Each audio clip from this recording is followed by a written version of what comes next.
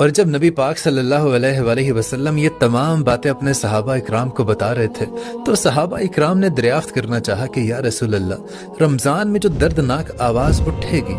وہ رمضان کے کس عشرے میں آئے گی؟ پہلے عشرے میں، دوسرے عشرے میں، یا پھر تیسرے عشرے میں؟ تو ہمارے نبی کریم صلی اللہ علیہ وآلہ وسلم نے ارشاد فرمایا کہ وہ دردناک آواز رمضان کے دوسرے عشرے میں سنائی دے گی۔ اور آپ ارشاد فرمانے لگے کہ وہ آواز اتنی زوردار ہوگی کہ بہت سارے لوگوں کی سماعتیں چلی جائیں گی،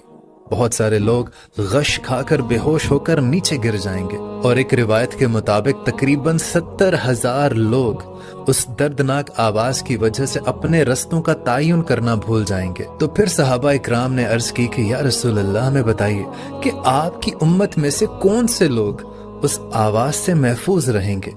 تو نبی کریم صلی اللہ علیہ وسلم ارشاد فرمانے لگے کہ میری امت کے وہ لوگ